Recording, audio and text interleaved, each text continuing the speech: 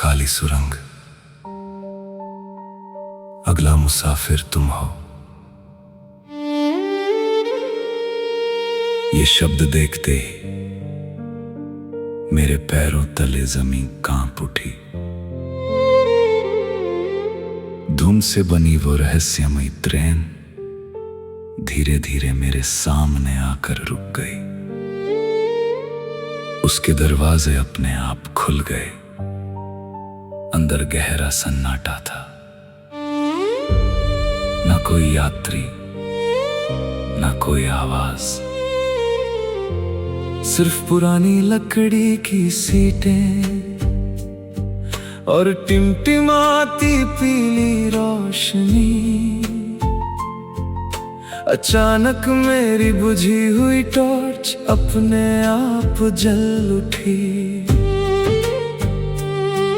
उसकी रोशनी सीधे एक पुरानी सीट पर जाकर रुकी।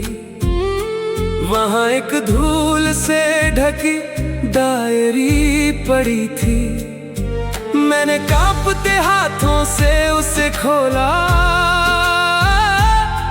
पहले पन्ने पर लिखा था, हर 100 साल बाद सुरंग अपना नया मुसाफिर चुनती है।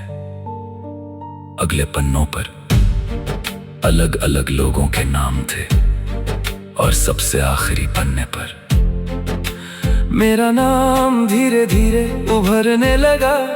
मैं घबरा कर पीछे हट गया। उसी पल पूरी ट्रेन में घंटी बजने लगी। Ton ton ton. हर घंटी के साथ सुरंग की दीवारें कांपने लगी। दूर से तेज हवा चली। पटरी पर जमीन धूल भंवर की तरह घूमने लगी। मैं पूरी ताकत से बाहर भागा। ट्रेन का दरवाजा धीरे धीरे बंद होने लगा। जैसे ही मैं सुरंग के मुहाने तक पहुंचा, पीछे से वही रहस्यमयी आवाज आई। जो राज देख लिया उसे कोई भूल नहीं सकता। मैंने एक आखिरी बार पीछे देखा। ट्रेन वही खड़ी थी, लेकिन अब उसकी हर खिड़की में एक धुंधली आकृति दिखाई दे रही थी। वे सब चुपचाप मेरी तरफ देख रहे थे। अचानक ट्रेन की सीटी गूंजी।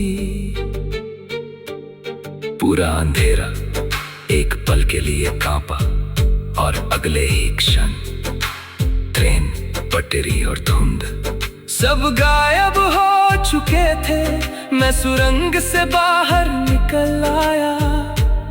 सुबह की पहली किरणें पहाड़ों पर फैल चुकी थी।